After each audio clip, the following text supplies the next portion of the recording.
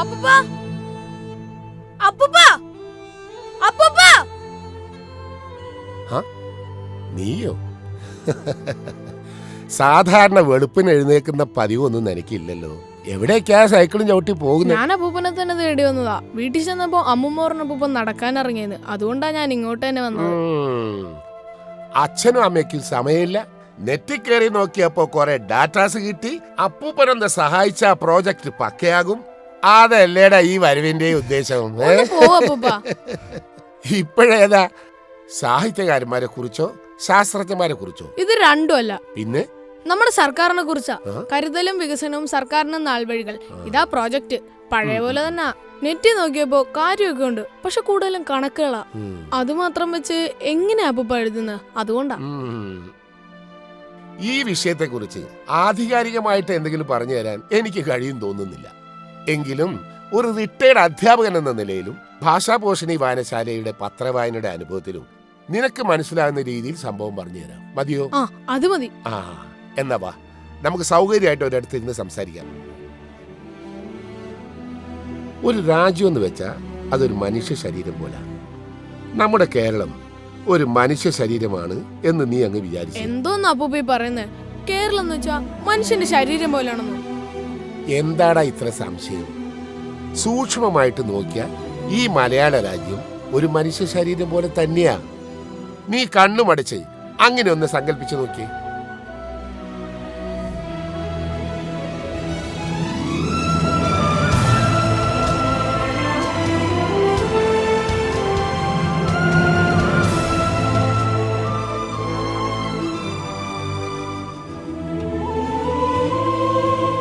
മോനെ, നമ്മുടെ കേരള നാടിന് മനുഷ്യ ശരീരവുമായി ഒട്ടേറെ സാമ്യതകളുണ്ട്.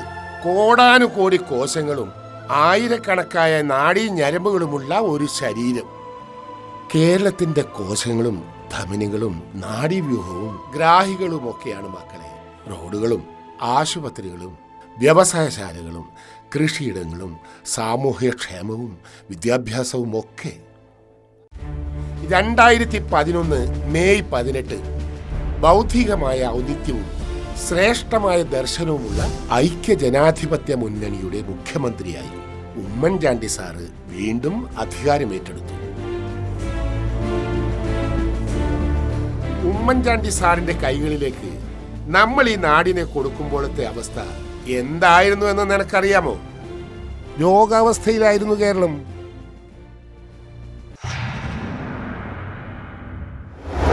ഈ അവസ്ഥയിൽ നിന്ന് കേരളത്തെ ശാക്തീകരിക്കുക, കരുത്തുറ്റ സംസ്ഥാനമാക്കുക എന്നതായിരുന്നു അദ്ദേഹത്തിന്റെ ലക്ഷ്യം. ഉമ്മൻചാണ്ടി സാറുണ്ടല്ലോ, അഷ്ടാംഗ ഹൃദയവും ചരക സംഹിതയും പഠിച്ച് പന്താടിയ അഷ്ടവൈദ്യൻ മൂസദിനെ പോലെ ഒരൊറ്റ നോട്ടത്തിൽ എന്തൊക്കെയാ രോഗമെന്നും എവിടെയൊക്കെയാണ് ബാധിച്ചിരിക്കുന്നതെന്നും അദ്ദേഹത്തിന് മനസ്സിലായി. എന്ത് ചികിത്സാ വിധിയാണ് വേണ്ടതെന്ന് മനസ്സിലങ്ങ് ഉറപ്പിക്കുകയും ചെയ്തു. UDF ഗവൺമെൻറ് അധികാരത്തിൽ വരുമ്പോൾ പല വെല്ലുവിളികളെയും പ്രതിസന്ധികളെയും നേരിട്ടുകൊണ്ടാണ് തുടക്കം കുറിച്ചത്. രാഷ്ട്രീയമായ അംഗീകാരം, സ്ഥിരത നേടുക എന്നുള്ളതായിരുന്നു ആദ്യത്തെ വെല്ലുവിളി. 2 MLA-മാരുടെ ഭൂരിപക്ഷമുള്ള ഈ ഗവൺമെൻറ് എത്ര നാൾ നിൽക്കും എന്ന ചോദ്യമാണ് പലരും ഉന്നയിച്ചത്. പക്ഷേ 4 കൊല്ലം പൂർത്തിയാകുമ്പോൾ ഈ 4 കൊല്ലത്തിനുള്ളിൽ ഒരിക്കൽ പോലും ഭൂരിപക്ഷം കുറഞ്ഞ ഒരു ഗവൺമെൻറ് എന്ന ബോധ്യം ഉണ്ടായിട്ടില്ല. 2 ഉപതെരഞ്ഞെടുപ്പുകൾ നടന്നു, 2ലും വിജയിച്ചു. ജനങ്ങളുടെ പിന്തുണ ഗവൺമെൻറ്റിനുണ്ട് എന്ന് ബോധ്യപ്പെട്ടു. അങ്ങനെ രാഷ്ട്രീയമായി ഈ ഗവൺമെൻറ്റിൻ്റെ സ്ഥിരത ഉറപ്പുവരുത്തി മുമ്പോട്ട് നീങ്ങുമ്പോൾ പിന്നെ ഗവൺമെൻറ് ഏറ്റവും മുഖ്യമായി പ്രാധാന്യം കൊടുത്തത് അടിസ്ഥാന സൗകര്യങ്ങളുടെ വികസന കാര്യത്തിലാണ്. റോഡ് വികസന രംഗത്ത് മുമ്പൊരു കാലഘട്ടത്തിലും ഉണ്ടായിട്ടില്ലാത്ത വിധത്തിലുള്ള നേട്ടങ്ങളാണ് ഉണ്ടായിരിക്കുന്നത്. 1770 കോടിയുടെ ബൈപ്പാസുകൾ ദേശീയപാതയിൽ നിർമ്മാണം തുടങ്ങി. കൊല്ലം ആലപ്പുഴ ബൈപ്പാസ്, കോഴിക്കോട് ബൈപ്പാസ്, കഴക്കൂട്ടം മുതൽ മുക്കോല വരെയുള്ള തിരുവനന്തപുരം ബൈപ്പാസ് എന്നിവ നിർമ്മാണത്തിലാണ്. 34 വർഷം മുടങ്ങിക്കിടന്ന പദ്ധതികളാണ് ഈ സർക്കാർ നടപ്പിലാക്കിയത്. 2016 ജൂൺ ആവുമ്പോൾ നമ്മുടെ കൊച്ചി മെട്രോ പൂർണ്ണമാകും. ഈ ഡിസംബർ 31 കണ്ണൂർ ഇന്റർനാഷണൽ വിമാനത്താവളത്തിൽ ആദ്യ വിമാനമിറങ്ങും. പിന്നെ തിരുവനന്തപുരത്തെയും കോഴിക്കോട്ടെയും ലൈറ്റ് മെട്രോ, നമ്മുടെ വിഴിഞ്ഞത്തെ രാജ്യാന്തര തുറമുഖം, ഇവയൊക്കെ യാഥാർത്ഥ്യമാകാൻ പോവുകയാണ്.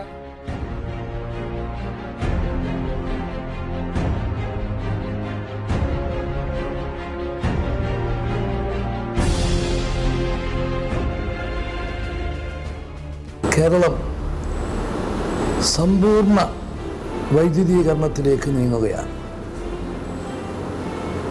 വൈദ്യുതി വിതരണ രംഗത്ത് ഇതിനോടകം തന്നെ നേടിയ നേട്ടങ്ങൾ അഭിമാനകരമാണ്. 3000 കോടി രൂപയുടെ ജപ്പാൻ കുടിവെള്ള പദ്ധതി കേരളത്തിൽ നടന്നിട്ടുള്ളതിൽ വെച്ച് ഏറ്റവും വലിയ ജല വിതരണ പദ്ധതികളാണ്. അതിലൂടെ നിരവധി പ്രദേശങ്ങളിലെ കുടിവെള്ളക്ഷാമം പരിഹരിക്കാൻ നമുക്ക് സാധിച്ചു. അടിസ്ഥാന സൗകര്യ ശാക്തീകരണത്തിലൂടെ ബ്ലോക്കുകളെല്ലാം മാറിയപ്പോൾ രോഗാവസ്ഥയിൽ നിന്ന് മാറി എണീറ്റിരിക്കാനും നടക്കാനും പറ്റുന്ന വിധത്തിലായി. അപ്പതേ ഈ നാട്ടിലേക്ക് പറന്നിറങ്ങിയത് എന്തൊക്കെയാണെന്ന് നോക്കിക്കേ.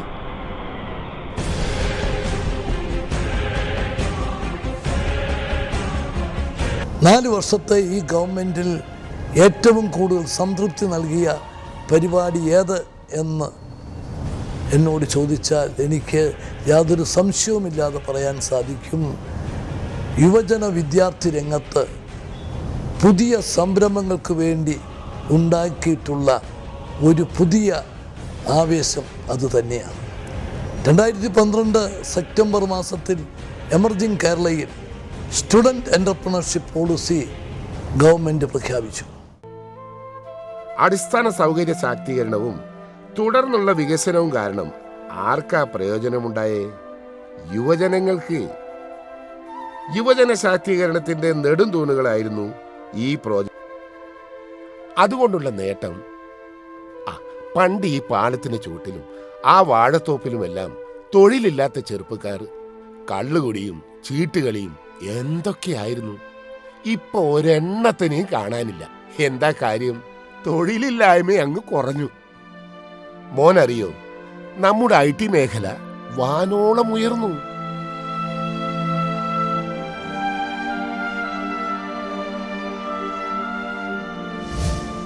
ഇപ്പൊ 1 ലക്ഷം പേരാ IT ഫീൽഡിൽ പണിയെടുക്കുന്നത്.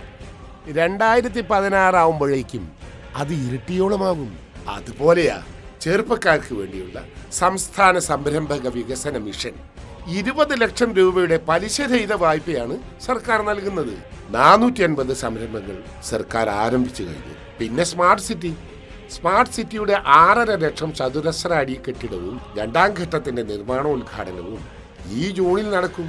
2020 സ്മാർട്ട് സിറ്റി പൂർണ്ണ തോതിൽ പ്രവർത്തന സജ്ജമാകുമ്പോൾ 4500ഓളം പേർക്ക് തൊഴിൽ നൽകാൻ സാധിക്കും. കേരളമെന്നും തൊഴിലാളി രംഗത്ത് അസ്വസ്ഥമായ ഒരു പ്രദേശം എന്നാണ് പറയുക. പക്ഷേ ഇന്ന് തൊഴിലാളി രംഗം ശാന്തമാണ്. തൊഴിലാളികളുടെ പണിമുടക്ക് കൊണ്ട് പൂട്ടിക്കിടക്കുന്ന ഒരു വ്യവസായ സ്ഥാപനവും ഇന്ന് കേരളത്തിലില്ല. ഭരണയന്ത്രത്തിൽ വിപ്ലവകരമായ മാറ്റം വരുത്തിയ ഈ ഗവൺമെന്റ് സംവിധാനം ഏർപ്പെടുത്തി. ഇതുവഴി 20ലധികം വകുപ്പുകൾ ഇലക്ട്രോണിക് സർവീസ് ഡെലിവറി സംവിധാനത്തിന് കീഴിലായി. അതുവഴി ആദ്യത്തെ ഡിജിറ്റലൈസ്ഡ് സംസ്ഥാനം എന്ന പദവിയും കേരളം കൈക്കലാക്കി. ഗവൺമെൻറ്റും ഗവൺമെൻറ് ഉദ്യോഗസ്ഥരും ജനപ്രതിനിധികളും ജനങ്ങളും ചേർന്നിട്ടുള്ളൊരു കൂട്ടായ്മയാണ് ജനസമ്പർക്ക പരിപാടി. ജനങ്ങളുടെ ആവശ്യങ്ങൾ, ജനങ്ങളുടെ അവകാശങ്ങൾ, അത് ജനങ്ങളുടെ ആഗ്രഹങ്ങൾ അനുസരിച്ച് അവർക്ക് എത്തിച്ചു കൊടുക്കുക, അത് സാധിച്ചു കൊടുക്കുക, അതാണ് ജനസമ്പർക്ക പരിപാടിയുടെ മുഖ്യമായ ലക്ഷ്യം. മോനെ, നിനക്കറിയാമോ, ലോകത്തിലെ ഏറ്റവും വലിയ പ്രശ്നപരിഹാര വേദിയാണ് ജനസമ്പർക്ക പരിപാടി. ജനങ്ങളുടെ ഇടയിലേക്ക് ഇറങ്ങി വന്ന് അവരുടെ വല്ലായ്മയും ഇല്ലായ്മയും സങ്കടവും പരാതിയും എല്ലാം നേരിൽ കേട്ടറിയുക, അതിന് പരിഹാരമുണ്ടാക്കുക, അതിനുള്ള പൊതുവേദിയാണ് ജനസമ്പർക്ക പരിപാടി. അതിൽ നിന്ന് കിട്ടിയ അനുഭവങ്ങളുടെ കരുത്താണ് മോനെ മദ്യനിരോധനത്തിനുള്ള തീരുമാനം. 10 വർഷത്തിനുള്ളിൽ സമ്പൂർണ്ണ മദ്യനിരോധനം നടപ്പിലാക്കും.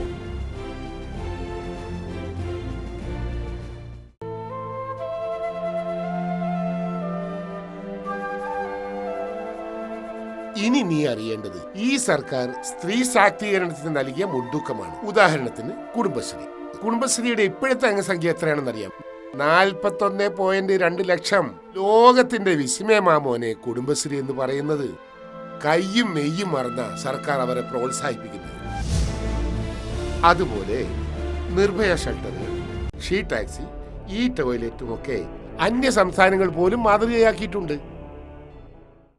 ഇനി നീ മനസ്സിലാക്കേണ്ടത് ഈ പ്രോജക്റ്റിലെ പരമപ്രധാനമായൊരു സംഗതിയാണ്. അതെന്താണെന്ന് വെച്ചാൽ, പട്ടണങ്ങൾ പകിട്ടോടെ നിൽക്കണമെങ്കിൽ ഗ്രാമങ്ങൾ പച്ചപ്പോടെ നിൽക്കണം എന്നതാണ് ഗാന്ധിയൻ ദർശനം. ഈ സർക്കാർ കാർഷിക ശാക്തീകരണം വികസനത്തിന്റെയും ക്ഷേമത്തിന്റെയും നെടുന്തൂണായി കണക്കാക്കി കാർഷിക മേഖലയെ പുഷ്ടിപ്പെടുത്തി. നീ നോക്കടാ, കേരളത്തിലെ കർഷകരെ സഹായിക്കുന്നതിന് നിരവധി പദ്ധതികൾ ഈ സർക്കാരിന് നടപ്പിലാക്കാൻ കഴിഞ്ഞു. കർഷക രജിസ്ട്രേഷൻ, സർക്കാരിന്റെ ആനുകൂല്യങ്ങൾ ബാങ്കിലേക്ക് എത്തുന്ന ഇ പേയ്മെന്റ്, സമഗ്ര പച്ചക്കറി വികസന പദ്ധതി, അഗ്രോ സർവീസ് സെന്റർ. ഇത്രയുമായപ്പോഴേക്കും കാർഷിക മേഖലയിലേക്ക് കർഷകർ തിരിച്ചെത്തി. കഴിഞ്ഞ 4 വർഷക്കാലം കൊണ്ട് 9108 വീടുകൾ മത്സ്യത്തൊഴിലാളികൾക്ക് വേണ്ടി ഉണ്ടാക്കുവാൻ ഗവൺമെൻറ്റിന് സാധിച്ചു.